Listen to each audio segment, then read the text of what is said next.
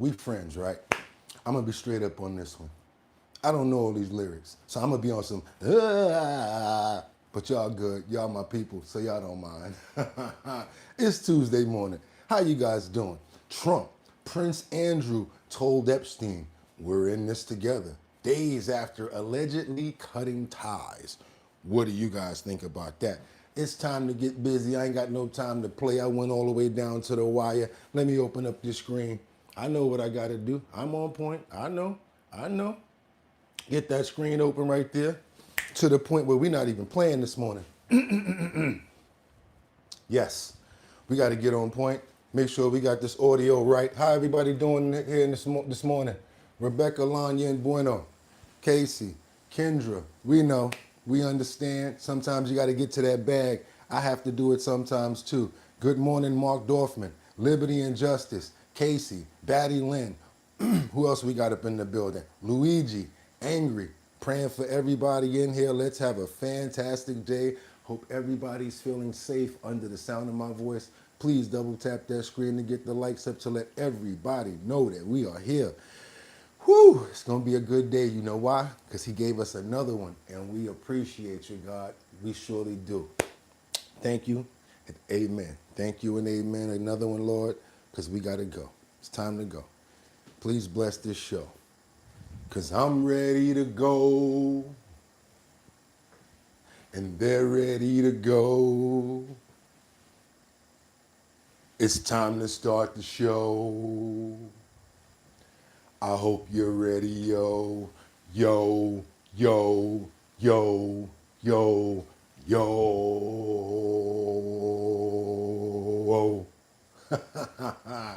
Y'all ready? It ain't time yet. It ain't time yet. But you know what we're going to do? We're going to wind it up. Ooh, ooh, ooh, ooh. Send the energy. Ooh, ooh, ooh, ooh. Wind it up.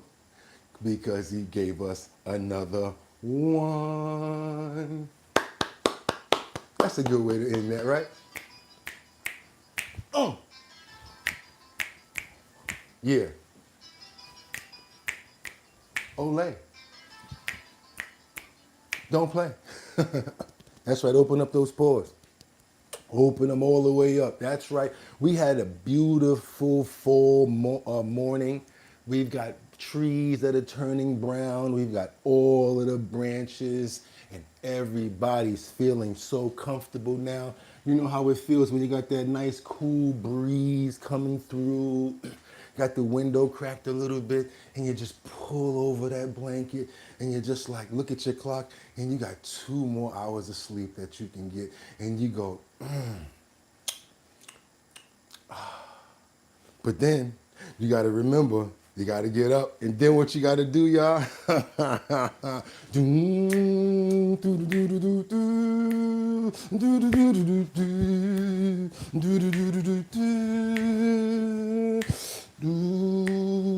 you really want him? Or do you really want me? Or do you really want him? I said, yeah, yeah. How could you do this to me? 2 was a couple and then there was 3. I said, I saw it in your eyes. Just the part I don't know. Is he the one? Baby, it's time you tell me what you wanna do. Now that you're seeing this man, tell me, girl, is it 1 or 2? Who do you really want him? Or do you really want me? Or do you really want him? Tell me y'all don't know why I'm open. Y'all know why I'm open, right? Cause if bump that beat. It's Tuesday, October the 21st. That's right, y'all. 2025. I'm your host, Bugatti NYC, and this here's our bottom line, where we be talking about this and that and that and this and that. And where we be talking about this and that and that and this and this and that just got me lit. Tuesday morning. That's right, y'all. Wake up. It's closer to Tuesday than Friday, so you know how I feel. Let's get to the work. Let's stack this deck. Let's get busy, and let's see who up in here today this morning. That's right. Who do you really want him? See, when you tell the truth, it's even more funnier. Is he the one? I didn't know what the hell Aaron Hall said right there. Wasn't that guy him, me, him, me? Do you really want him, me, him? Y'all remember that. That was a fire right there. Ooh, do you really want him? Y'all know what I'm talking about. Let's get up in this. Let's get to work this morning. Let's pray for my sister who, Batty Lynn up in the building. Hope she's feeling fantastic. And you know where she's chiming in from. Is that Detroit, Batty? You know we got mad love for you. Also, my other sister, Rebecca Lon Yen Bueno, chiming in from Grand Rapids, Michigan. Let's keep on moving forward. Or is that VA? I gotta remember because I get mixed up sometimes, but I do apologize. We got Casey up in the building. Liberty and justice, liberty and justice up in the building. Somebody says, yeah, that was it. Okay, let's get it. Let's get to it, guys. Heck yeah, North Carolina's in the house. What's up, Jay Wood? How you doing? We want to shout out everybody in here this morning. Mike Holmes, give everybody a prayer under the sound of my voice. Just want to say hello to everybody and thank God for giving us another day to bang it out and get it right. Even though we may have problems, he gave us another day to do the work that we need to do. Amen. Let's get to work, you guys. I don't want to hold anything up. I got a lot in the clip. Y'all can see that. Woo, we getting busy today because, yes, today it's released. If you guys want to get it on digital download, you might want to go to the store to pick it up yourselves. That's right. The new book, the memoir, Nobody's Girl by Virginia Roberts Dufresne is now out today, Tuesday, October the 21st. Might want to get it on download, and that's probably why our buddy over there is holding his head, because guess what? A lot's in that book, and there's a lot to be said. It's your boy BOOGOTTINYC, and like I always tell you guys, y'all could have went anywhere, but the fact of the matter that you came here to chill with me, I appreciate you. I got a fully loaded clip. Made a mistake yesterday and didn't do those titles, so I'm going to make sure that we get into those titles, you guys. All I'm going to ask you to do is, because I'm going to have, I got 5 on it. I'm going to be stacking 5 videos at a time. I'm going to ask you guys to stay on point so that we make sure that we have a good dialogue and a good show today. And with that being said, so we don't forget, let's get into these titles. Let's go. What we got here this morning? We got Trump.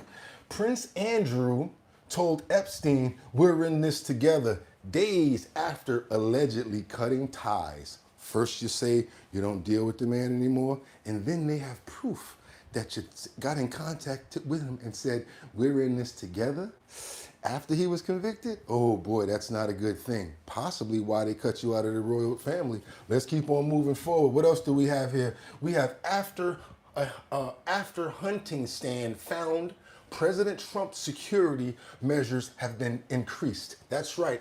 After a hunting stand has been found, President Trump's security measures have been increased. They found a hunting stand mounted not too far from where, that's right, what's the name of it? Air Force One flies from, and they had to increase security as well as have the president take a shorter ladder in order to get into a staircase in order to get in order to board the plane. Last but not least, let's get into this last title we have here. We've got George Santos, who stuns as he speaks about his prison release as well as his new promise. We're going to get into all of that this morning. I don't want to waste any time. Hope y'all having a fantastic day. It's time, y'all. Let's get into it with this first clip. Not even going to hold up. Hope everybody's having a fantastic morning. Let's get into it. Let's get it started. We've got Trump as he blasts the Colombian president on the illegal drill snug situations that we're going through right now. Let me make sure we're getting this right. Let's go. I think we got the security measures up first, but let me see what we have here. Yeah, let's get the security precautions up first when we're talking about the flights that the president is taking now due to this hunting stand that they found. After the Secret Service found this so-called hunting stand with a direct line of sight to Air Force One. This morning, new security questions surrounding President Trump after the Secret Service found this so-called hunting stand with a direct line of sight to Air Force One. The hunting hideout was found next to Palm Beach International Airport just before President Trump arrived Friday. FBI Director Kash Patel saying the agency has since taken the investigatory lead, flying in resources to collect all evidence from the scene and deploying our cell phone analytics capabilities. President Trump reportedly took extra precautions, leaving Florida last night. Fox News citing a White House official saying Trump walked more quickly onto Air Force One, using a smaller staircase instead of the larger ramp he typically uses. This comes after 2 assassination attempts against the president last year. Just weeks ago, Ryan Ruth was found guilty of one of those attempts. Secret Service agents say they found him hiding in the bushes at Trump's West Palm Beach golf course, armed with an assault rifle. Meanwhile, over the weekend, a different kind of security scare across the country as Vice President J.D. Vance traveled to Camp Pendleton in Southern California for an event celebrating the Marines' 250th anniversary. During a live fire exercise, an artillery round prematurely detonated over the busy I-5 freeway, damaging a California Highway Patrol vehicle with flying shrapnel. Governor Gavin Newsom posting this image on social media with the caption, "Next time, the Vice President and the White House shouldn't be so reckless with people's lives for their vanity projects." Keep on moving forward, you guys. Y'all saw that, right? Trying to get you guys as much information as possible. Like I said, we're stacking this deck. Still got some more to get into. We got to get into Trump as he basically blasts the Colombian president and talking about what they're about, the resources that they really do. Let's let him tell it. I'm not even going to do it. Let's go. This morning, President Trump doubling down on his threat to Colombia. They make drugs. They refine drugs. They make cocaine. They have cocaine factories. They have no fight against drugs. Trump vowing to cut off U.S. aid to the country, accusing Colombian President Gustavo Petro of being an illegal drug leader. The threat comes on the heels of controversial airstrikes on several alleged drug boats in the Caribbean, including this one. The 7 strikes so far, killing 32 alleged traffickers. But Colombian officials say the U.S. also killed an innocent fisherman, violating international law. U.S. officials claim all of the vessels were cartel ships smuggling cocaine to the U.S., but even some Republicans question whether this use of deadly force is legal. So all of these people have been blown up without us knowing their name, without any evidence of a crime. Also overnight, President Trump addressing the increasingly fragile ceasefire in the Middle East, insisting the truce in Gaza remains in effect despite new fighting. Yeah, we got the clip coming up on that, so let's go. What you got to say on that, Prez? Let's get it. We keeping on rolling. Well, we got so much that we got to stack this deck and get into all of that. Let's go. Hunting stand circled there, found near Palm Beach Airport with a direct line of sight to President Trump's Air Force One exit area. Madeline Rivera is live in Washington with the details. Maddie, was it built there to go hunting or for other reasons? That's what investigators are looking into Giggity. Giggity, giggity. Giggity. right now, Ainsley. A spokesperson for the Secret Service says agents found the hunting stand while doing advanced security preparations ahead of President Trump's arrival in West Palm Beach on Friday. FBI Director Kash Patel saying no individuals were located at the scene and that the FBI has since taken the investigatory lead, flying in resources to collect all evidence from the scene and deploying our cell phone analytics capabilities. The discovery prompted the president's team to make more security measures at Palm Beach International Airport, and that's why we saw the president walking up Air Force One using the small stairs on Sunday as he made his way back to D.C. A law enforcement source tells Fox News Digital the hunting stand appears to have been set up months ago across the street from the airport. You see it there in the trees.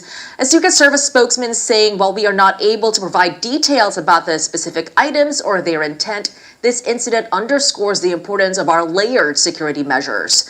President Trump's security came under scrutiny last year after 2 attempted assassinations. Just last month, Ryan Ruth was found guilty of trying to assassinate President Trump as he hid along the tree line of the president's golf club in West Palm Beach.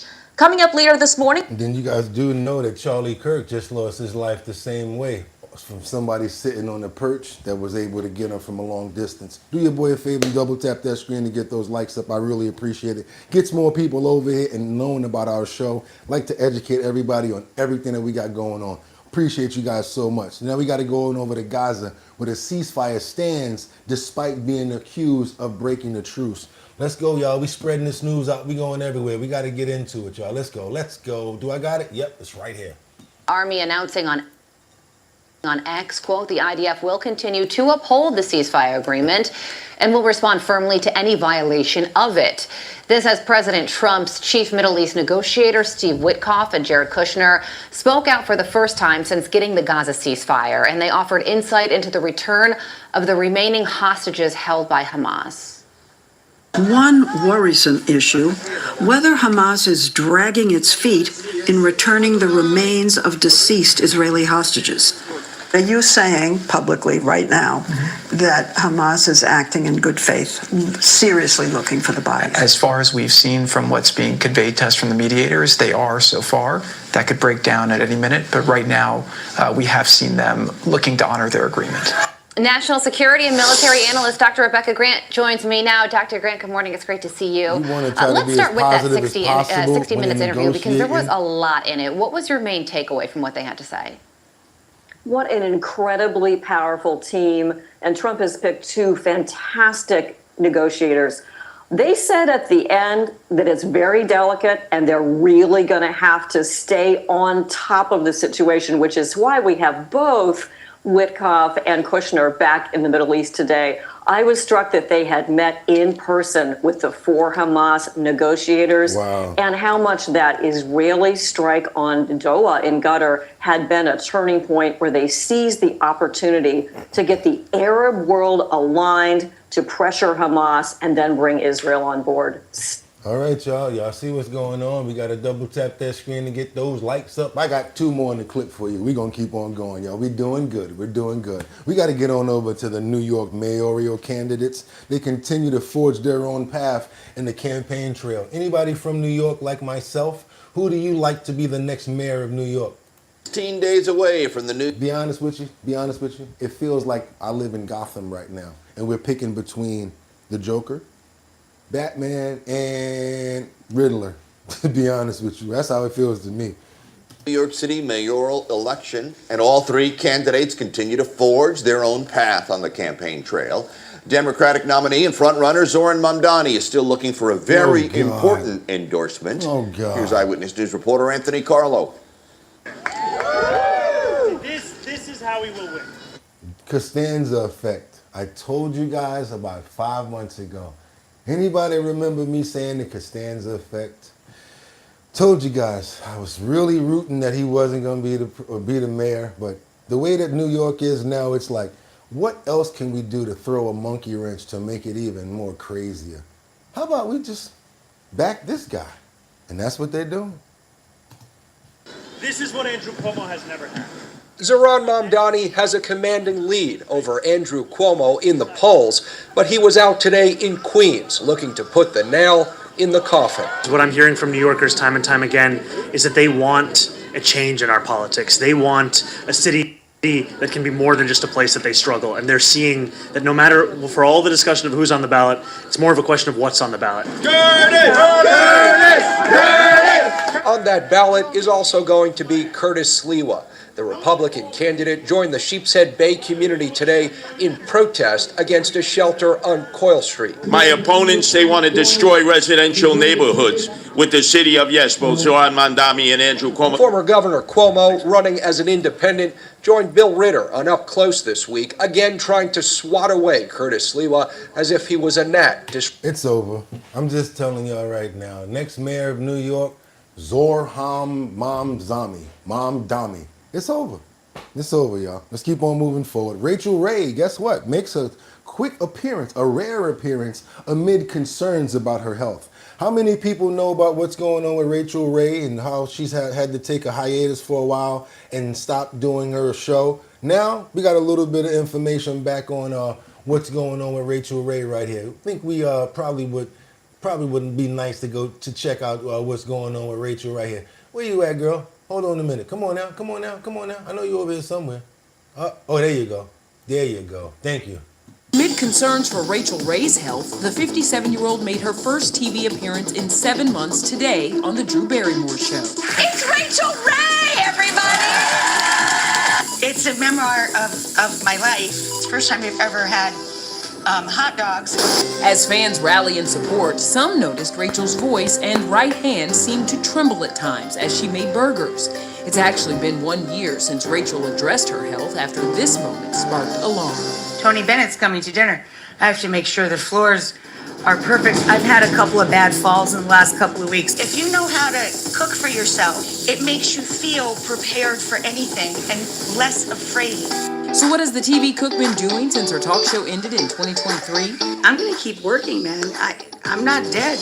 Rachel just celebrated 20 years of marriage to husband and co-host John. We live in Tuscany a lot. Hi, guys. Buonanotte. Welcome. Welcome to our house. They've been splitting their time between Italy and upstate New York in this home they built after a devastating fire in 2020. We changed the material of the roof to tin so that we are not going to be the three little pigs twice.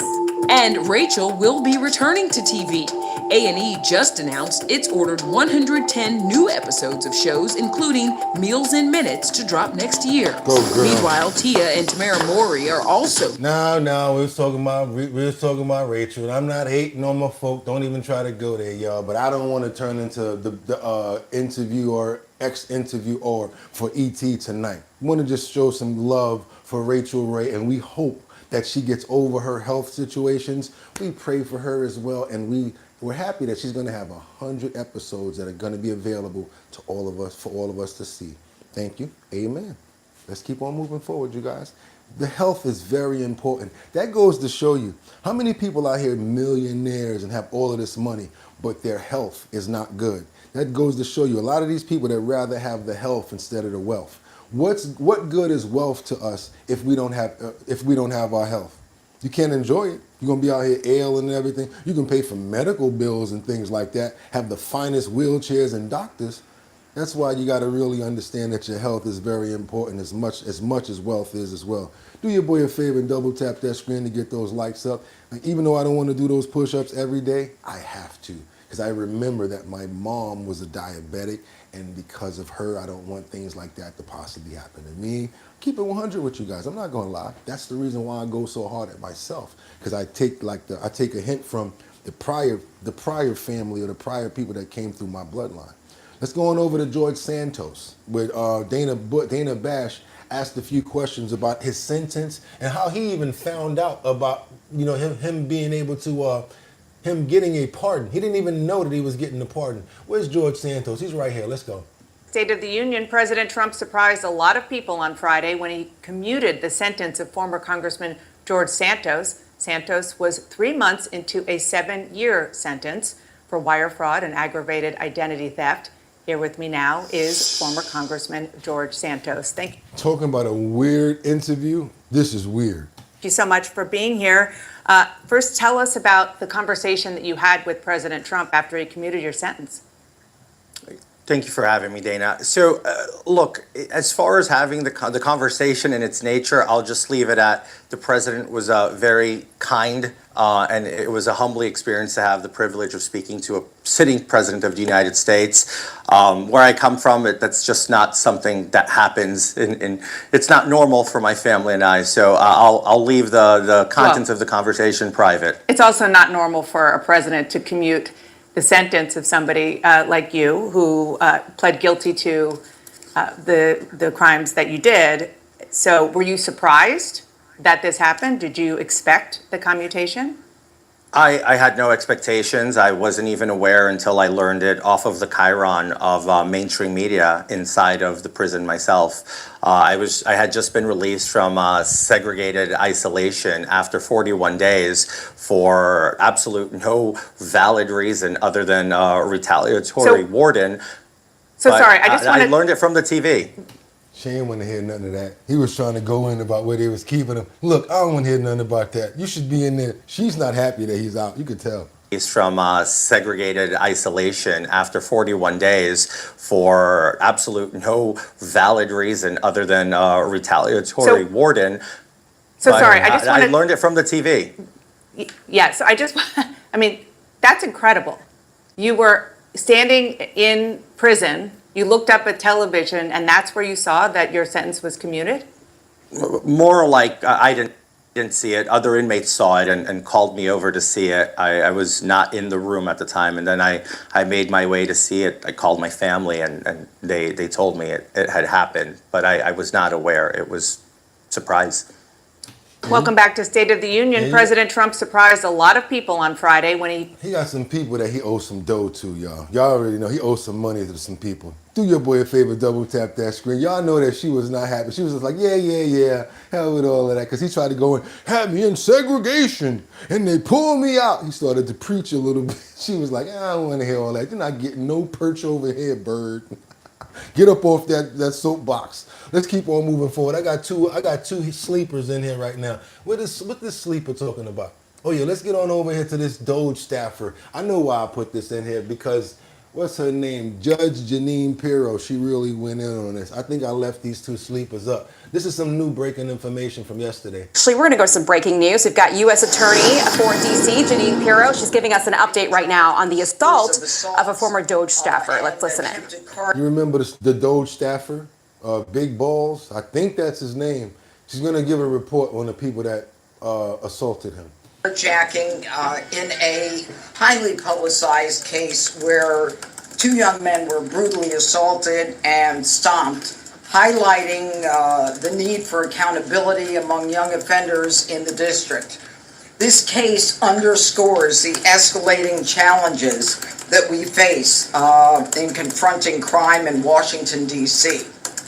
On August 3rd of 2025, at about 2:53 a.m. Sunday morning, at the U Street corridor and 14th Street, which is a very popular hangout, a nightlife area, essentially, Ethan Levine, a 22-year-old, and several of his friends were standing outside a Sunoco gas station. They were approached by a large group of teens, individuals who confronted them. Ethan Levine, a.k.a. Big Balls. And began to assault them. Today, we are announcing that Lawrence Cotton Powell, who is 19 years of age, along with Anthony Taylor, who is 18 years of age, are now charged with assaulting Levine. Cotton Powell was stomping on Levine's head, as you can see in this poster to my left. Levine was able to get up momentarily, but the crowd chased him and got him down again. They continued to attack Levine while he was on the ground, and then proceeded to rob him of his sneakers and his watch. This goes on, and she just starts to get to stuff like Perpetrators that we're going to be able to prosecute in criminal court. And I want to mention and thank the chief, and I also want to thank Mayor Bowser for her assistance in helping us. This is a coordinated effort by all of us. I also want to thank the marshals who... All right, just want to thank everybody for helping to locate two of the main suspects who allegedly assaulted Big Balls. Thank you so much for the $1.99 super chat. Biggest complainer. Ever thought of running for a local government position? Yes, I have, and I'm thinking about it even more now, because you guys, you know, we need somebody out there. I keep on complaining, and I always tell myself, where are they at? Where's the person that's going to step up and do it? And now it's like, you're the one that's complaining. You can do it. I'll do it. I'll do it, you guys. Let's go, because I'm tired already. I'm tired. Let's get on over to Royal. No, I think I got another sleeper in here. I don't want to do what's on the timeline until I get the sleepers going. Yeah, let's get this Royal Kings. Oh yeah, this is crazy. No Kings rally turns violent in Denver after opposing protesters clash. It's okay to say your point of view, but you got to know when to hold 'em, know when to roll 'em, know when to walk away, know when to run. You never count your money. When you're sitting at the table, there'll be time enough to count it when the dealing's done. That does not just pertain to gambling. That pertains to the way you move in life. You don't start throwing gasoline on situations when you know it's already hot. Perfect example. Graphic situation right here. You can't do this. You know there's a lot of people already hot, they're already angry. don't test them up. Don't get them more riled up. And if you don't believe in what they believe in, you damn sure don't want a crowd of this many people following you. You got to know when to hold. Let's go, Ice! No rallies king turns violent in Denver. You already saw the graphic warning. Please be careful. I don't want people that can't handle this to see it. God bless Trump! God bless Trump! God bless Trump!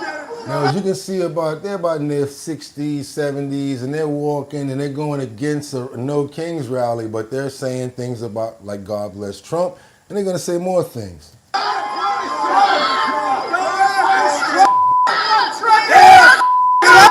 Ride your bike, you Just to let you guys know what happened. He turned around and yelled at somebody in the street and said, ride your bike, you effing Filsnagget. I ain't gonna say the word, Filsnagget. And then as he turns around, some youngster, yes, grabs his shades off of his face, could be expensive, and he's got a skateboard. So you know he's trying to get up out of there. And he decides to take foot and chase after this young boy. He's about 60-something years old. Bad decision. Let's get back to it. I want you guys to see when the shades get snatched, so you can see why he starts to chase the young guy. Let's stay on point. Snatch, run, splack-howl. First splack-howl. Splack-howl number 1.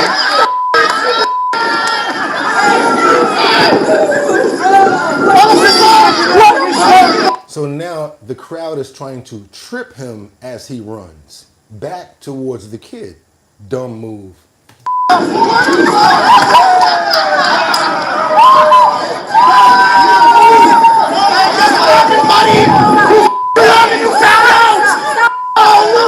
People in the crowd say, that's what happened, buddy. You effed around and you found out. So as he's running, swipang, straight to the gutter, all face, bust eye, gets up, and now they're really at him now because his whole face, he looks like a WWF wrestler now. You know how they used to put the little razor cuts on their head and they start punching each other, then the blood come out? You think I ain't know about that? Come on, y'all, let's go.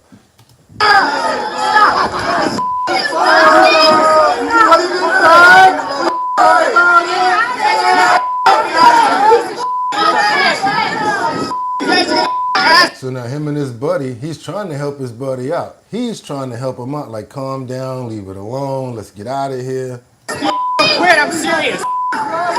Hey, get your buddy. Because now you're actually going into the crowd of where the beef is at. You walking into the circle. Not the circle of life, the circle of you can get your arms with, like.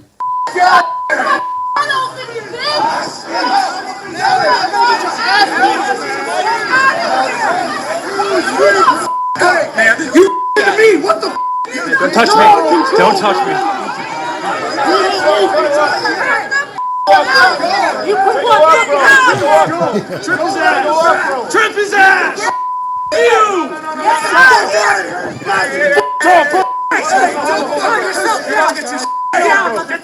Get out of here! So he sees the kid because the kid is just like this with a skateboard.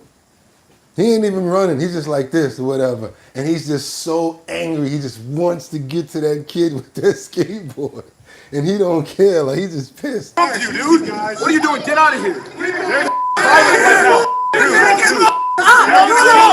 So now the big guy's like, look, man, you done fell twice. You done got your glasses taken. You need to get up out of here before you start catching some haymakers.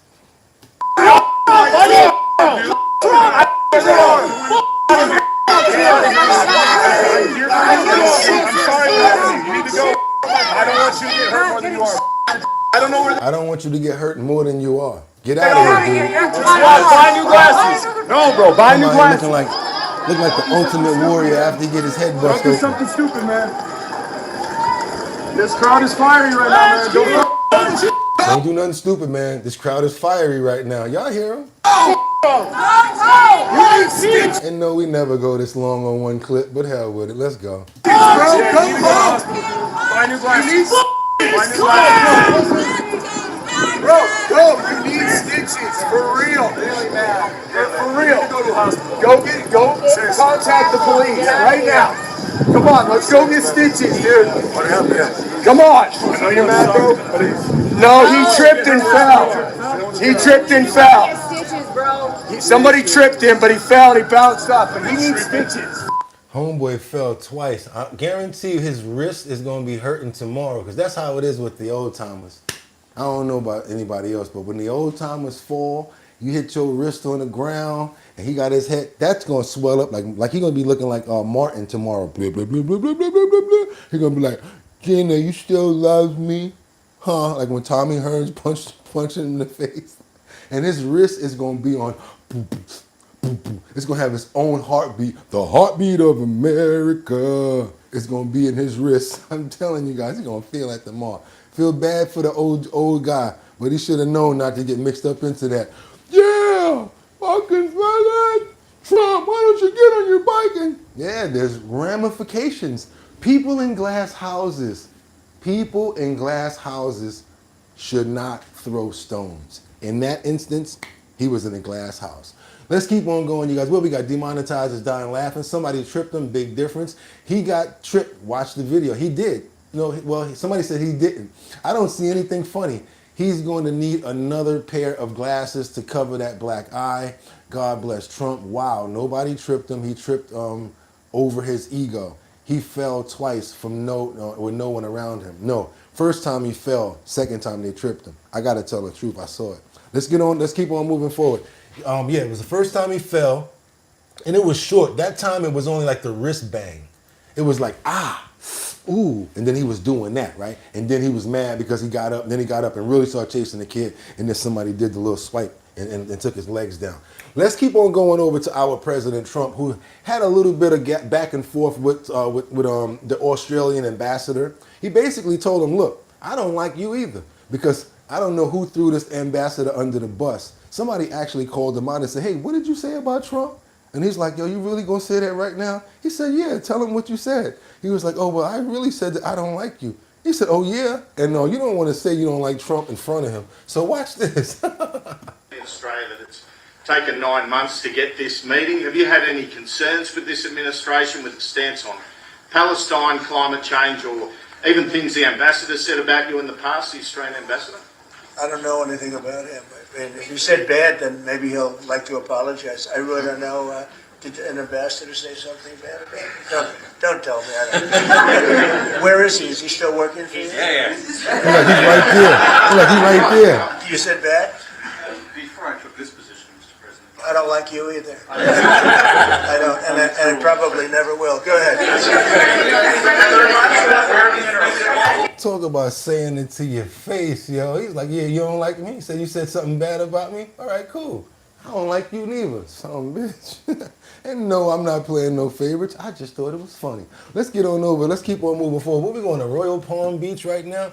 Or no, we going to this second man that lost his life. Yes, that's where we're going right now, to Royal Palm Beach. This second man lost his life after an ambush-style pow-pow in a quiet Royal Palm Beach neighborhood. Yes, we're going to get into the Epstein information.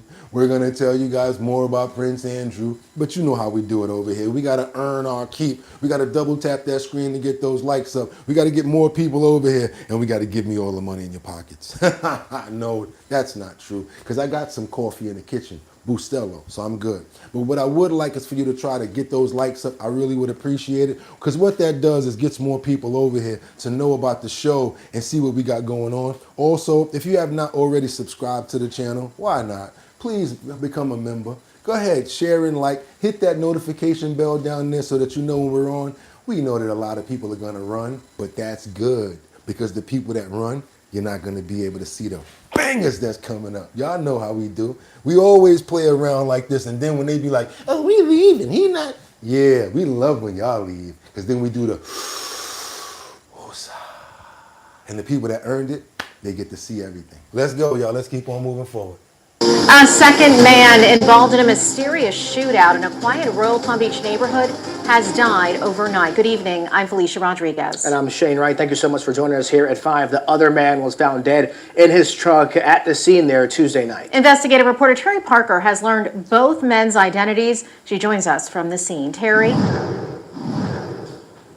Officials tell me that both men were longtime employees of Palm Beach County. They say the aggressor in the shootout was lying here in wait near the home of the victim. 63-year-old John Myers was an assistant superintendent in the Palm Beach County Public Works Department, working for the county since 1984, at one time overseeing the Bridge Department. Tuesday, deputies found him and another Bridge Department employee both shot inside of their vehicles. This is ring video of Myers arriving home Tuesday. You can see him parking on the swale in front of his house. A few houses away, a white truck is idling in wait. As soon as Myers parks, the truck pulls out and up to Myers' car. The sheriff's office says in that truck was 65-year-old Randy Parnell, who was a Palm Beach County bridge tender and had worked for the county since 2015. The sheriff's office says Parnell was lying in wait for Myers, pulled up to his car and started shooting. The sound of the bullets captured on ring camera. Myers returned fire and then fell out of his car wounded, a neighbor rushing to his aid. Deputies found Parnell dead of a gunshot in his truck. They don't know if Myers killed him or if he killed himself. Myers died of his injuries last night. And detectives don't know the motive for the shooting. I spoke briefly to Parnell's brother, who declined to comment, and also the grieving family here at Myers' home also does not want to say anything. Let's do that professional. Y'all ready? Thanks, Terry. Thanks, Terry. Now we're going to keep on moving over to some more breaking news. We got Jeffrey Epstein. I told you guys, it's time to go. Jeffrey Epstein survivor Virginia Dufresne releases her story in her past shameless memoir called Nobody's Girl. That's the name of her book that's about to come out, you guys. You see it up there in the back. You see it on the watermark. That's the actual book right there. If you guys want to see it, that's the name of the book, Nobody's Girl. Let's go, you guys. Let's go. Before we begin this morning, a few words of caution. The following story touches on mature subjects, and viewer discretion is advised. It's the story of Jeffrey Epstein accuser Virginia Dufresne, whose posthumous memoir comes out this week. Here's Tracy Smith. Today. I was recruited at a very young age from Mar-a-Lago and entrapped in a world that I didn't understand, and I've been fighting that very world to this day. If the tragedy of Jeffrey Epstein's sex trafficking ring had a face, it might have been this woman, Virginia Roberts Dufresne. Before she died from suicide last April at the age of 41, she wrote an unflinching memoir, Nobody's Girl, with the hope it would be published in case of her death. Do you think about that when you're walking around New York, that so much of it actually happened here? I absolutely do. It's changed the city for me. Co-author and journalist Amy Wallace spent more than 4 years writing with Dufresne, who's been celebrated for her honesty and questioned by some about the accuracy of her memories. So as far as you could tell, her memory was pretty... Hey, stop playing with your fanny pack. You need the new 300... Crystal clear. What she always said to me was, I may not remember days, times, dates, but when you have a man raping you, his face 6 inches from your own, you remember that face. Virginia Dufresne said Epstein's former girlfriend, Ghislaine Maxwell, recruited her to the sex ring in 2000 when she was a 16-year-old working at Mar-a-Lago, President Trump's resort in Palm Beach, Florida, and she was quickly immersed in Epstein's world of money and depravity. In this photo, taken at a party in 2001, Dufresne is the girl in the foreground. Maxwell's now serving a 20-year sentence for child sex trafficking and has reportedly sought a presidential pardon, something President Trump has not publicly decided for or against. She should not be pardoned. And explain why you sat there with Virginia for 4 years. She did not just procure. She did not just keep the date book of what girls came when. No. This woman participated in the sexual abuse. And she should absolutely not be pardoned. He knows what happened. I know what happened. And there's only one of us telling the truth. Giuffre also famously sued Britain's Prince Andrew in 2021, to whom she said she was trafficked for sex 3 times, starting when she was 16. The prince repeatedly denied any wrongdoing, but settled with Giuffre the following year and issued a statement saying he regretted his association with... Remember this photo, guys. Remember this photo. This is the one from New York when they said, why did you go back to New York to meet with Jeffrey? He said, I went there to tell him that we could not be associated with each other anymore and he didn't want to have nothing to do with him. That's not what you said. And we got some proof coming up. We're stacking this deck right now. Double tap that screen, get those likes up. No one's done the research like we have on this category. And as long as these layers keep on coming out, we're going to keep on peeling them. with Epstein. But the rumors kept flying, and Andrew became a distraction to the crown. So just this past Friday, he announced he was giving up all of his royal titles, including Duke of York. And he, Virginia Giuffre wrote, was only one of many. The Duke of Nothing now. That's who he is. I'm going to keep that. Somebody said that he's the Dookie of Nothing. And we're going to go there. Let's go. The family of Virginia Giuffre has celebrated Prince Andrew's decision to give up his titles as a vindication for her and survivors everywhere. Miss Giuffre, who died in April, was a victim of sex trafficking and accused Prince Andrew of sexual assault, something he has always denied. There are now reports from the Telegraph saying Prince Andrew insisted Ms. Giuffre sign a gagging order to avoid spoiling the late Queen's Platinum Jubilee. It has been a humiliating fall from grace for Prince Andrew. No longer the Duke of York, nor Knight of the Garter, the palace finally cutting ties after years of sleazy allegations about his links to the sex offender Jeffrey Epstein, all of which he denies. In particular, the claims of Virginia Giuffre that he had sex with her age 17 have haunted him. She took her own life earlier this year. In a statement, her family said, "We, the family of Virginia Roberts Giuffre, believe that Prince Andrew's decision to give up his titles is vindication for our sister and survivors everywhere." They knew that this book was coming out. They knew it was happening. Just like when P. Diddy knew he was about to get locked up. Gave everybody their production back, gave everybody their stuff back, sold off the companies because he didn't want to bring the companies down with him. You guys remember? Same sort of thing, different category. Come on now. They're not going to lock him up because they're going to, play the game and make sure he's hidden correctly. He ain't going to wind up like Puffy. But yeah, why would you do all of that and then give somebody money and say that you didn't do it? Come on, Andy. Come on, Andy. And you don't sweat. That's another one. He said, I don't sweat. This moment serves as a victory for Virginia, who consistently maintained, "He knows what happened, I know what happened, and there's only one of us telling the truth, and I know that's me." This is not just a victory for her, but for every single survivor of the horrific crimes perpetuated by Epstein and his co-conspirators. But although the king was consulted, Prince Andrew was not stripped of the titles. He handed them back voluntarily, and critics say that's a fudge. Prince Andrew has been under increasing pressure over his links to Epstein. Documents released by the US Congress indicate he was a guest on Epstein's private plane and appeared to receive several massages. And an email recently released showed... Nope, not yet, not not so fast. Let's keep going. Let's stack this deck. We gonna stacky stack. Stacks to the stack. Do your boy a favor, double tap that screen and get those likes up. I told you, when we go in the right way. I got some more, and we're going to keep it over there because they got more information than we do. Do your boy a favor now. Let's get that information going now. Let's go. Tell more people. What do you mean, Bugatti? Okay, this is what I mean. When you hit the like button, YouTube finds out. They send up a notification, and they say, hey, look what's going on over here. Then they see that thumbnail. Let's see if I want to check it out. Boom, they hit it, and then they say, what's going on over here? Don't believe me? Hit the like button and keep on watching the comments. You're going to have somebody say, what's going on over here? I'll even explain it to them once they ask the question. That's all I want you guys to do. Again, let's make the ends justify the means. We got a lot of people up in here. Let's look at those numbers right there. Let's get those numbers up. I really appreciate it. Come on, y'all.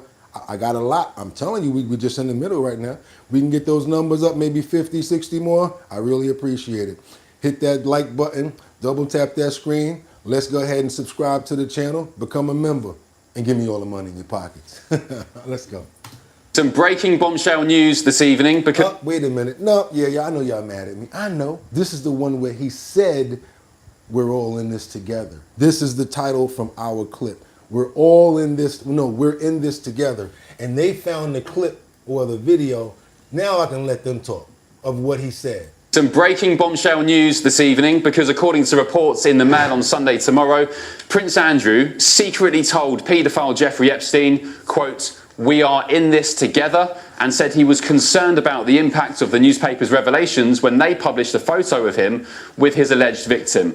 It's also reported the message was sent 12 weeks after the Duke was meant to have ceased contact with Epstein. And I'll say tonight, if this is true, it would be definitive proof that the late Queen's favourite son lied in that infamous BBC Newsnight interview with Emily Maitlis when he claimed he never had any contact with Jeffrey Epstein. Well, I ceased contact with him after I was aware that he was under investigation, and that was later on in 2006. Well, he may be sweating profusely tonight, if that's at all possible, with Prince Andrew, because in a further extraordinary revelation, the messages from 2011 also reportedly read, quote, "Keep in touch and we'll play some more soon." Dear, oh dear. So where do the royal family go from here? Is it time to strip the Duke of York of his remaining royal titles? Let's get more now with the editor-at-large of the Mail on Sunday, Charlotte Griffiths. Charlotte, good evening. It was your paper that's breaking this massive world exclusive today in the Mail on Sunday. I'd go further, not just strip him of his titles, Charlotte, send him to the Tower of London, kick him out of Royal Lodge in Great Windsor Park and tell him to do one. Tell him to do one. Well, I think you're certainly right about the Royal Lodge. I don't know if we could send him to the Great Tower, but the other thing I realised in the report in the Mail on Sunday today, which I'd forgotten about, is that he's still a Knight of the Garter, which is, as we know from his email to Epstein, he writes on the end of his email signature. So that's got to go. He was given that in 2006. But certainly, the King's indulged his brother in recent years. He's allowed Fergie back into the fold. That went terribly badly because recently there have been emails saying that she called Jeffrey a supreme friend. Now we've got Andrew telling Epstein, let's play together soon. We've got proof, really, this is proof that he lied in Newsnight. And also, it puts paid to his claim that this is a fake photo, because you would never, if I was in Andrew's shoes, I wouldn't write to Epstein, oh dear, we're in this together. I'd say, there's a fake photo. How has this come out? This photo was never taken. But he didn't say that, did he? He said, we're in this together. It seems this is our kind of story that will unfold at the same time. And he didn't say to Epstein, no, but it's not real. So I think you're right that he does have to be cut off because he is dragging the monarchy down. This email exposes so much more than maybe even he will realise at this point. I'm going to buy the book, tell you the truth. I'm going to buy that memoirs book today. We're going over to wherever we're going to go. I'm going to try to get the hard copy. And I'm going to get the download of Virginia Giuffre's book, Virginia Roberts Giuffre's book, Nobody's Girl. It's on sale right now. I'm going to buy that book. You guys appreciate the content that you're getting. Appreciate it. Double tap that screen, get those likes up. Because now we got to go over to Trump, who reacts to Mom Dami's picture alongside someone who's not someone that he should probably be taking pictures with. Wait a minute. No. Do we got some more? Oh, yeah, we got a little bit more on this guy. Thank you for loading up this content wherever I got it from.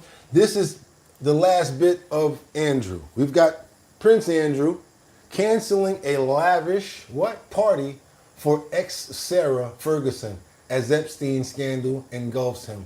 And he does not look happy. You had a party looking like that, looking like Uncle Fester? This week, Prince Andrew gave back his Duke of York titles in disgrace, and the party is over for the Prince, literally.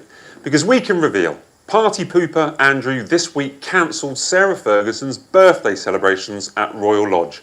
Sarah, who has also given up her York title with her ex-husband after he was caught lying about contacting Jeffrey Epstein, turned 66 years old on Wednesday. Estate workers, neighbours and friends were all invited to Royal Lodge to celebrate her birthday, but it came in a week of crisis for Prince Andrew. He had been exposed as a liar in The Sun on Sunday after emailing Epstein saying, "We're in this together," just 24 hours after a photo emerged of him and sex abuse accuser Virginia Giuffre. And on Wednesday, The Sun began revealing extracts from Virginia's memoir in which she claimed Andrew was entitled and saw having sex with her as his birthright. So Andrew, rather understandably, was in no mood to party and he called it off. A friend told us there was a big party organised for Fergie. All the staff and estate workers were invited and were very excited. But Prince Andrew cancelled it at the last minute. There was a lot going on. He was facing up to the fact that he would face punishment. In many ways, the party was over for Andrew, the friend. Yeah, he done. He done. Done him. Keep on moving forward, you guys. Keep on moving forward. It's just so sad that Virginia had to lose her life for them to take her serious, for the memoir to actually be taken serious. But hey, it's a lot more coming, you guys. There's a lot more. That's just one layer of the onion. Who else do you guys think that's going to be coming out soon about what they did and the possibilities? I'm going to read the book. And then you already know the government is pushing for that one last signature. Once that last signature gets signed, they're going to have to release the Epstein files, y'all. Yeah, y'all. Let's get on over to New York, where I was telling you guys about President Trump not liking the company that Mamdani is actually keeping. Check this out, you guys. What do you think of Mamdani's photo with the 93 World Trade Center? He's taking a photo with the 93 World Trade Center. Yeah, no, it's a shame. Look, the Mamdani thing is it's a disaster waiting to happen. We can't have a communist in charge of a great, supposedly free enterprise, kind of a representative city. So I think it's, if you have a communist mayor, I think it's going to be very tough for him and for the city. Do you think he should have posted something like this so close to the election? Oh, I think it's a shame that that particular man is endorsing him and very friendly with him. You can see there's a relationship. He blew up the World Trade Center, right? Mr. President, Didn't the man you're talking about blow up the World Trade Center? And he's friends with Mamdani? Mr. President, Yeah. I don't know if you guys saw the photo, but yeah, he took a picture with, I guess, the 96 World Trade Center armor. Yeah, took a picture with Mamdani. There's a lot of controversy going on with this guy. I think people are just going to vote for him because of the controversy and they're trying to shake things up. Let's keep on moving forward because, no more Prince Andrew. That's enough. Let's keep on going. I think we're already done with Prince Andrew anyway. What I got for you guys over here? Let's just go. Let's just freestyle. Let's get on over to Florida, where we have this powering that happened that shuts down the Florida Turnpike. Let's go. Deadly shooting shutting down the Florida Turnpike for several hours overnight in Miami Gardens. Officials just now releasing details about the investigation. Local 10's Hannah Yashivi joining us live with updates. Hannah. Hey guys, good morning. All of these roads are now back open, but we just heard back from the Florida Highway Patrol and the Miami-Dade Sheriff's Office, different troopers and detectives telling us that they were investigating a shooting that happened between the occupants of two different cars around 7:30 p.m. last night. We're actually standing at the Shell gas station in Miami Gardens off Northwest 7th Avenue, right where the shooting happened here by the Top Golf. But if you take a look at this video, it just shows you where the closings happened, where troopers were focused and where detectives were working this scene. You can see that this investigation caused some traffic on the Turnpike's northbound lanes last night. And as I said just moments ago, a lieutenant with the Florida Highway Patrol saying around 7:30 last night, a shooting happened between the people who were inside a black Cadillac and a silver Hyundai. This shooting left one person dead, and because of it, investigators closed some of these northbound lanes of the Turnpike for at least 6 hours, specifically around the Golden Glades interchange just south of the Hard Rock Stadium. I hope everybody in my clique and everybody I know from Florida is safe, motherfunking bone. We gonna need you to tap in just to make sure that you're good. That's right, we know you're from Florida. We're motherfunking bone. We gotta make sure that he's good. Let's keep on moving forward, you guys. We gotta go to, what's all this smoke going on? I think we got some cleaning up to do, mods. Mods, let me see what's going on in here. Anybody acting crazy up in here? Let's get rid of them, y'all. Let's go. Because now we got to get on over to this mass airport powering in Atlanta, Hartsfield Jackson Airport that was prevented. And this right here, I'm going to tell you guys, this was something that was a situation that could have been really bad. But because of this man's own family and because of people that cared, They prevented a tragedy from happening. You guys are gonna really, if you guys know about anything that can happen, don't care about nobody calling you a snitch or anything like that. If you can save somebody's life by reporting something before it happens, I commend you to do that, and I really appreciate that. Because something like this was prevented by somebody reporting this guy. This is a pow-powing at the airport that was foiled. Check this out. Ammunition. 27 or more lives could have been lost today. This crisis, we're thankful to God. Breaking news at the busiest airport here in the U.S., Hartsfield-Jackson Airport in Atlanta. Tonight, authorities say they moved in quickly to avert what could have been a horrific mass shooting, they say. The suspect's family alerting police a short time before the takedown. Surveillance video tonight showing the suspect walking through the airport. Authorities believe he may have been monitoring the busy TSA lines. The airport crowded with travelers. You can hear the suspect right there. Police body camera video showing the moment he's confronted by the officers, taken down. The suspect screaming as he's placed in handcuffs. Authorities say just outside the airport, they recovered an AR-15 assault-style rifle and 27 rounds of ammunition in his truck. Police believe he was scoping out the airport before going back out to his truck where he had that weapon and ammunition. Faith Abube leading us off tonight. She's on the scene in Atlanta. Now they got proof that he was scheming on doing something. Check this out, y'all. That's why I'm saying we really do our research over here. I got people in Atlanta. Double tap that screen to get those likes up. Let's go. Tonight, a potential mass shooting thwarted at the world's busiest airport during rush hour. This is the moment police say 49-year-old Billy Cagle enters Atlanta's Hartsfield-Jackson Airport with plans to open fire in the terminal. An assault rifle and 27 rounds of ammunition just steps away in his truck. I do believe that Mr. Cagle was headed back to his truck to retrieve it, and I do believe he was likely to use that weapon inside the crowded terminal that he had just seen. Police say this surveillance video shows Cagle parking that truck outside the packed terminal today around 9:30 a.m. Cagle walking inside, appearing to survey the TSA lines. He seemed to be very interested in the TSA check-in area, which you can see was heavily crowded with travelers. It's then that officers approached Cagle after police say they received a tip from the suspect's hometown more than an hour away. Cartersville Police Department was alerted by the family of Mr. Cagle that he was streaming on social media, that he was headed to the airport, in their words, to shoot it up. Officers immediately taking Cagle into custody right there in the terminal. Later searching that truck where police say they found an AR-15 style rifle and ammunition. 27 or more lives could have been lost today. This crisis, we're thankful to God and to good information and good intel and good people for this crisis being averted. And David, authorities flagging that family for flagging those, basically what was or could have been a really difficult situation. In the meantime, the authorities are saying that suspect is a convicted felon with mental health issues, and tonight he is behind bars on multiple charges. David. So he was live streaming, telling people what he was about to basically go do, y'all. He was basically telling people what he was about to go do. Thank God for the tragedy that was averted. Thank God that nobody lost their lives. And thank God that everything went on with people didn't even know what was happening. Thank you, Lord, even for the good stuff. We really thank you for the good stuff. We pray that we don't have to thank you or pray to the bad. And we want to say that today. Amen.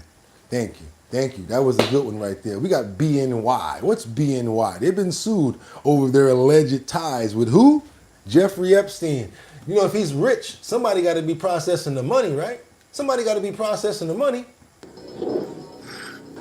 The lawsuit was filed by one of Epstein's victims, who's identified here only as Jane Doe. It says BNY did business with Epstein and his co-conspirators for decades, even after they knew about Epstein's sex trafficking activities. The lawsuit also says the bank violated federal laws in its efforts to protect Epstein. The lawsuit says BNY played a key role in financing Jeffrey Epstein's sexual trafficking before he died by an apparent suicide in 2019 in a New York jail. The suit says BNY for years processed $378 million in payments to women trafficked by Jeffrey Epstein. Also, BNY had a plethora of information regarding Epstein's sex trafficking operation. follow the money. You can follow the people. Whoever was paying him, they need to go backtrack all this BNY stuff. But chose profit over protecting the victims. Epstein was first arrested on sex trafficking charges in Florida in 2006.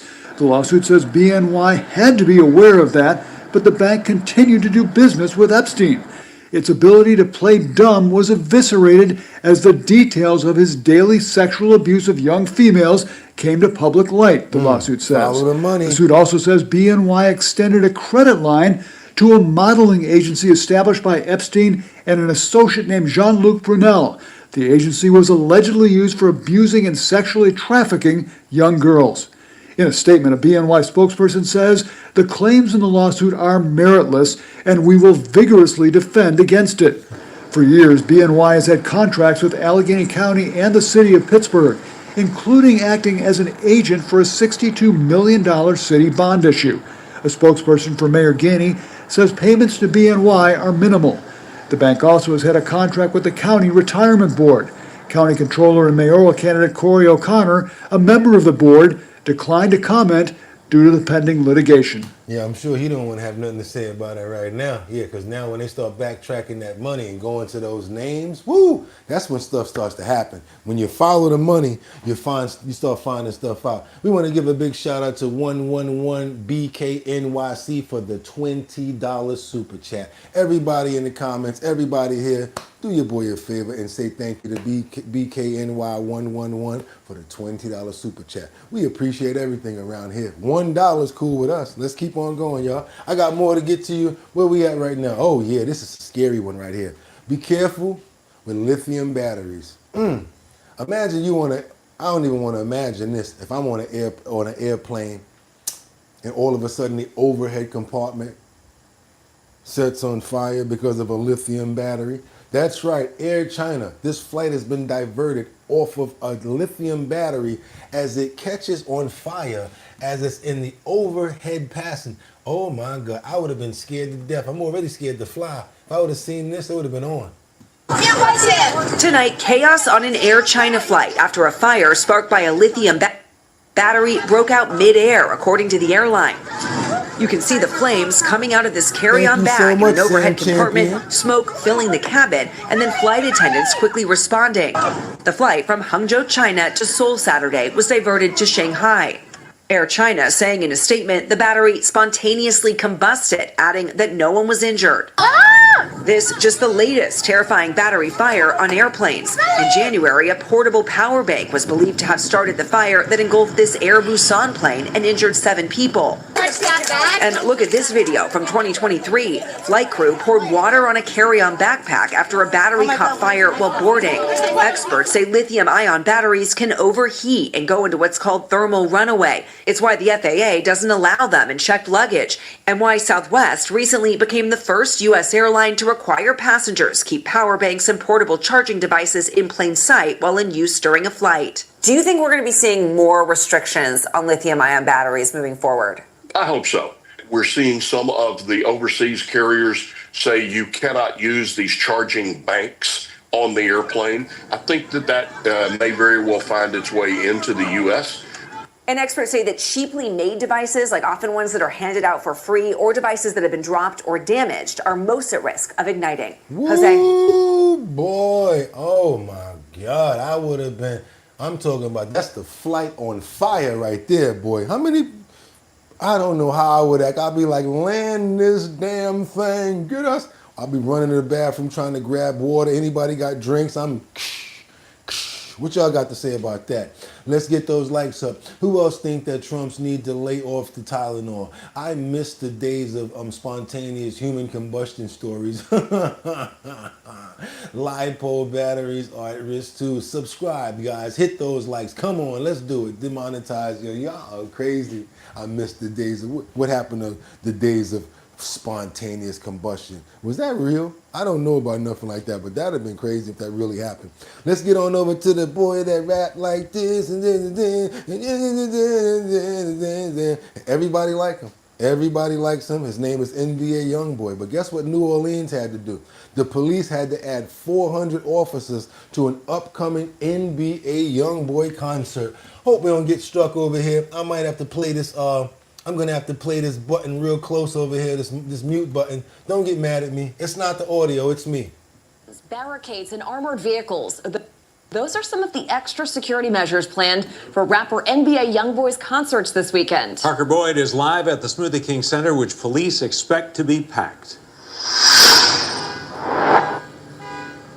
Well, John Meg, NBA Youngboy, set to perform here at the Smoothie King Center on Sunday and Monday nights. Now, New Orleans police are expecting full crowds, that's 17,000 people each night. Now, a law enforcement source tells Fox 8 that one of the rapper's associates also plans to attend. That's rivals of the rapper's associates. They plan to attend the concert as well. A law enforcement source also says NBA Youngboy's concert tomorrow in Atlanta was canceled after members of his entourage clashed with police at the VIP entrance of the State Farm Arena.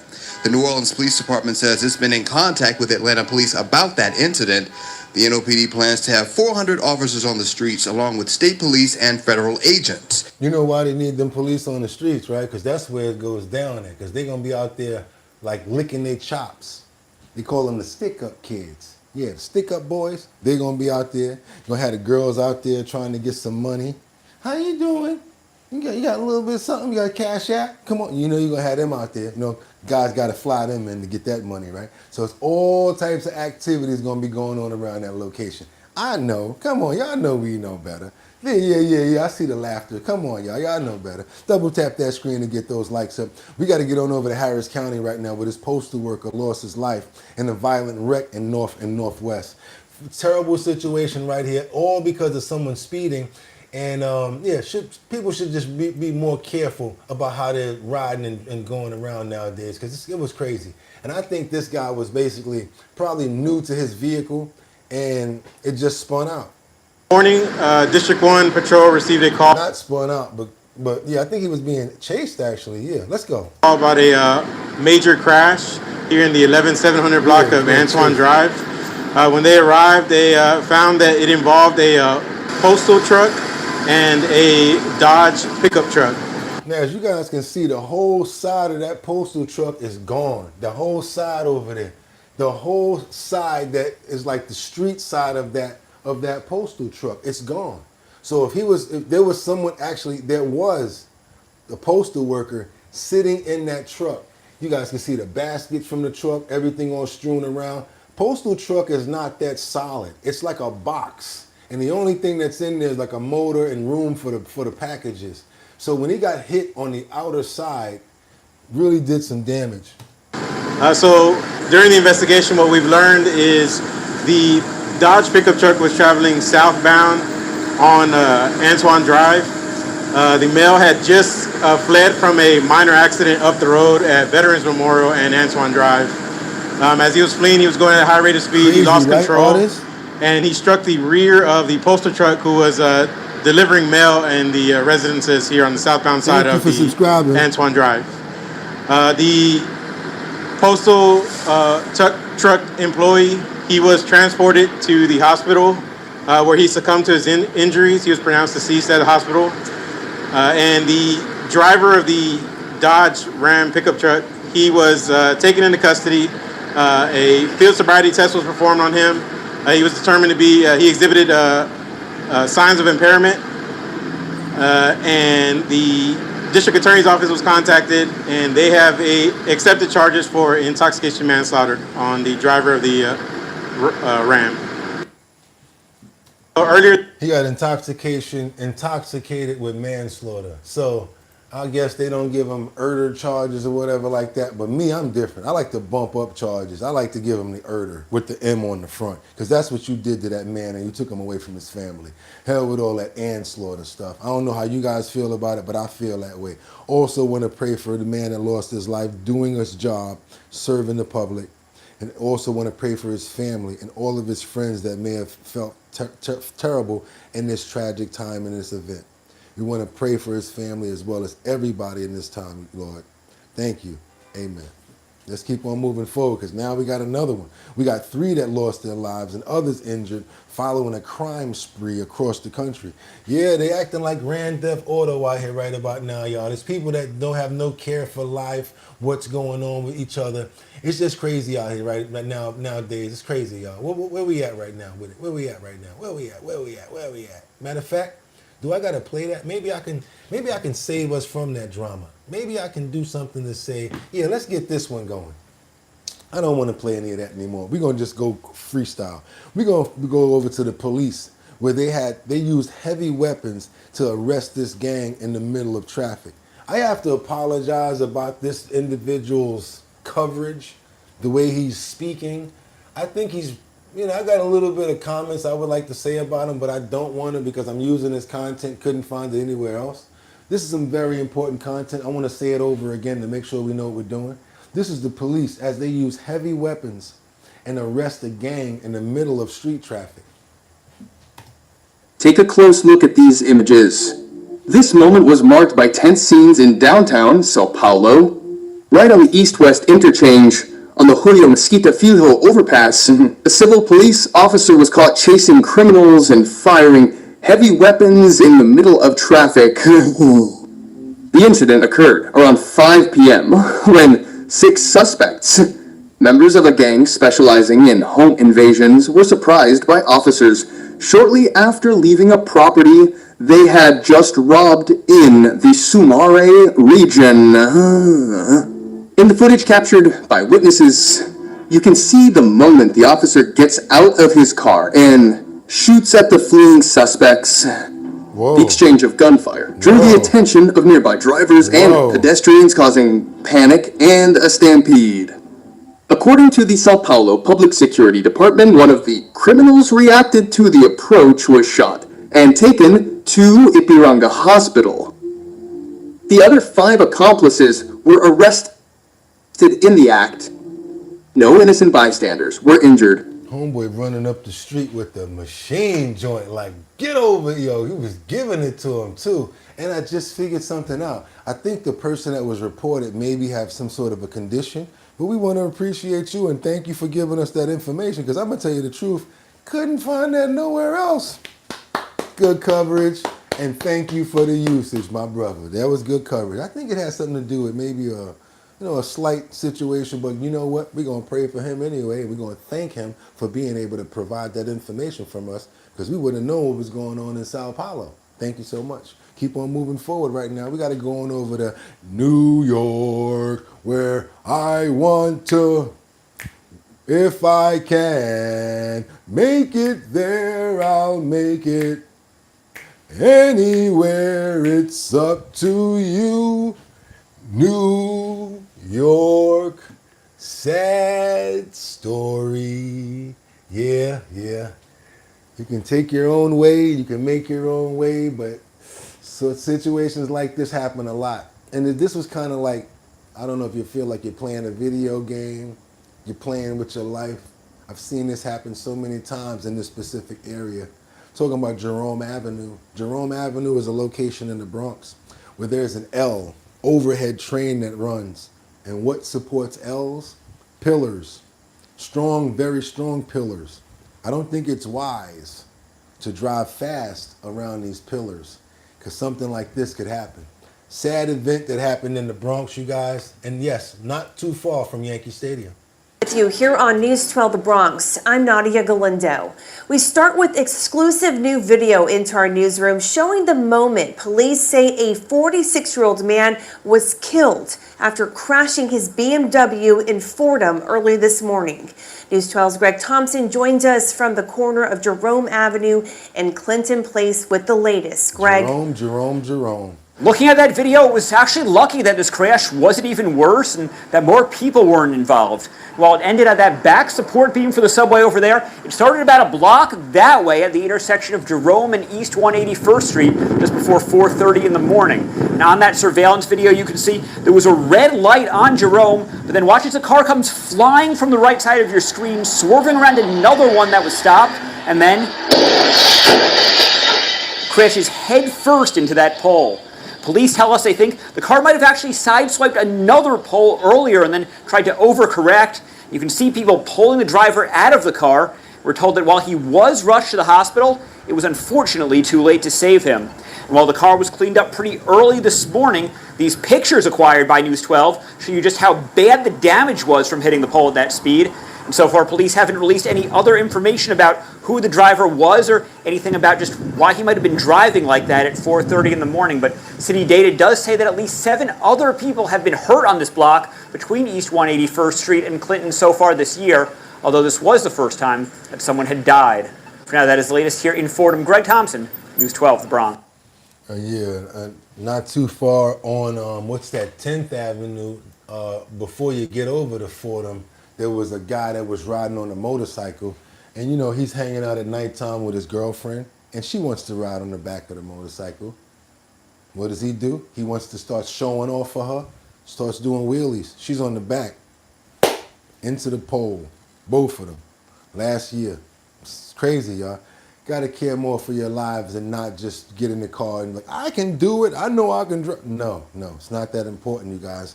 Go get a lift, get a designated driver, especially if you're under the influence. I know it's hard, people they hang out and you think that you can make it, but you're probably gonna hurt yourself as much more than somebody else.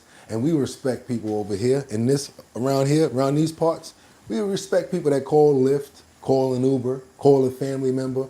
Yeah. We'll even pay for it if you tell us, yeah, I spent my money yesterday on an Uber, now I'm broke. We'll take that little bit of money right there that we got and we'll give it to you if it's gonna save your life or somebody else's. Because we're gonna start using money like that little bit of money right there, no disrespect, it is a little bit. But we got a rescue that we're gonna start working with. And the rescue is called Carl's Haven. I got a little more research on them I gotta do because they cry a lot in their videos and I don't particularly like that sort of approach. Because it could be, made up, and I'm being honest. Just want to make sure that they're legit before we donate to them. The way that we donated to who? Our buddy. That's right, the pit bull that reminds me of the dog on Tom and Jerry, my favorite boy and your favorite boy as well. We sent some money in for who? Nova. And guess what? Guess what Nova's doing? Nova, the dog, the American pit bull that we sent money into, is finishing rehab. He's had his surgery, and now he's starting to move around in this mobile wheelchair. And guess what, you guys? We're starting to see his back legs move, and his tail is firming up. I like to show you guys what happened with the monetary that you donated. And Lynn is a very good friend of ours. I can't play the music. You already see that. But I can show you how Nova's coming along after his surgery. This is Nova coming along after his surgery. You guys see him down there. She even has another video clip where look at that. He's on a little wheelchair, and as you can see, his tail is wagging. Right here, his tail is wagging. He's got a good demeanor. He's smiling and everything. He feels much better. He's happy to be mobile and moving around. That is very important when you have a pit bull like Nova. I breed pit bulls, so I know this.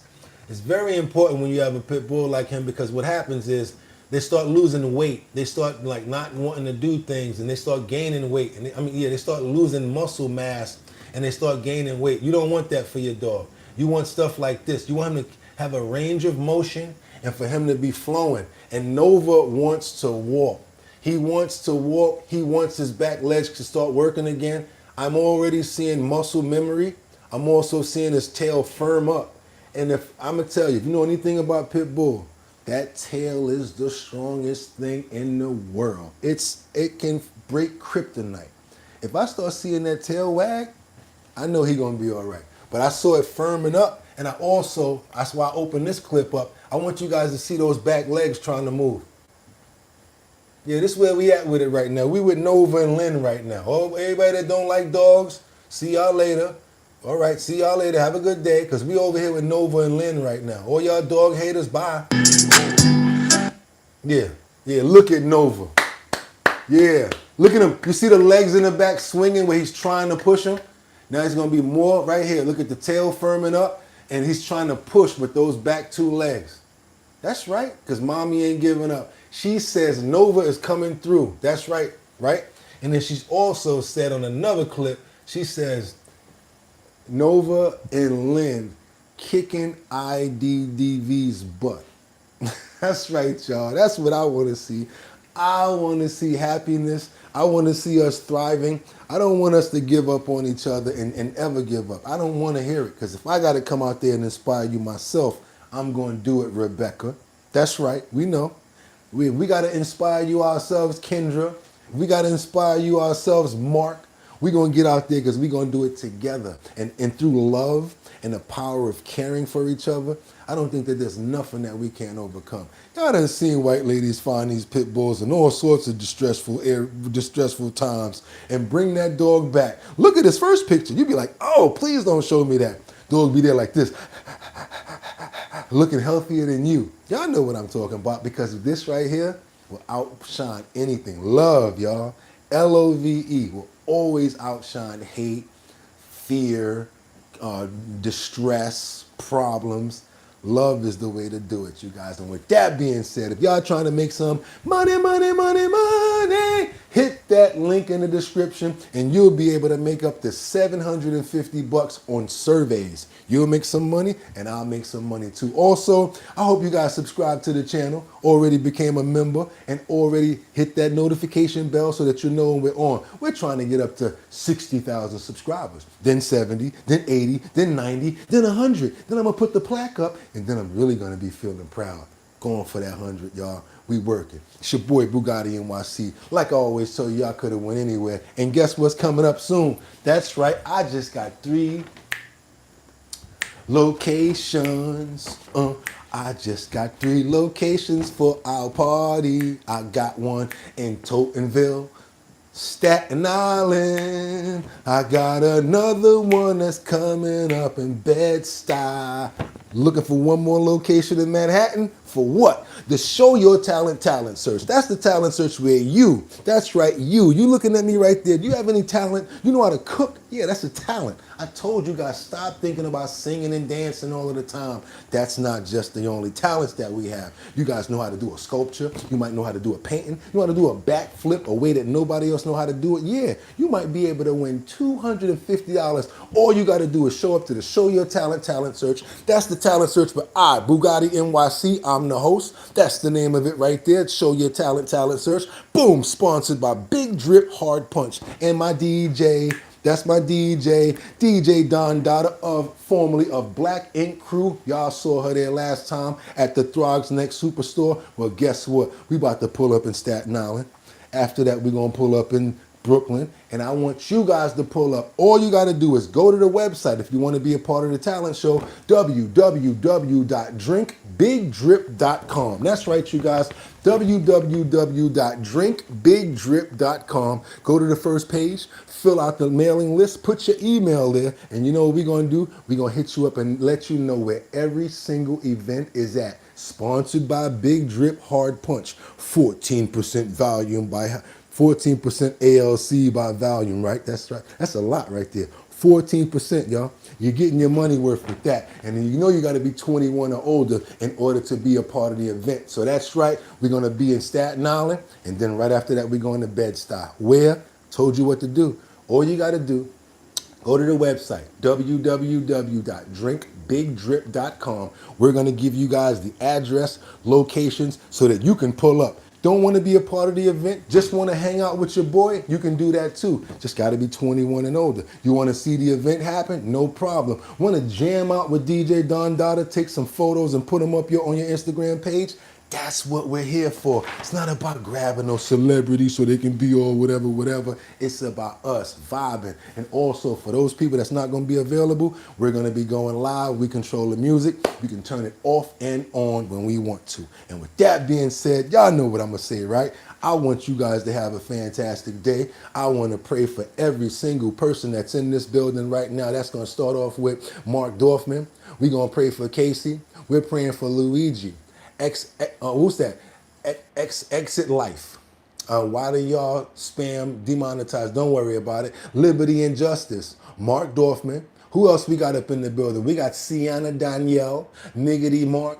We got Mike Holmes. Who else we got up in the building? Casey, that's my boy right there. Rebecca Lanyen Bueno chiming in from Grand Rapids, Michigan. We got, who else we got? Come on, y'all, I want to say some more. Everybody in here. Pablo. We got Scott, Pink, Niggity Mike, Jay Wood. I gotta say some of my reliables that's always here. That's gonna be my boy Casey, Rebecca Lanyen Bueno.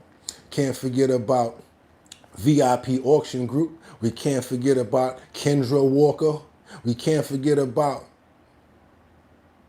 Jeff Spilker. That's right, y'all. I ain't gonna forget about you. Jay Woods and everybody under the sound of my voice. Do not give up. God is here and he's gonna keep on taking care of us. And we say that in his name. Amen.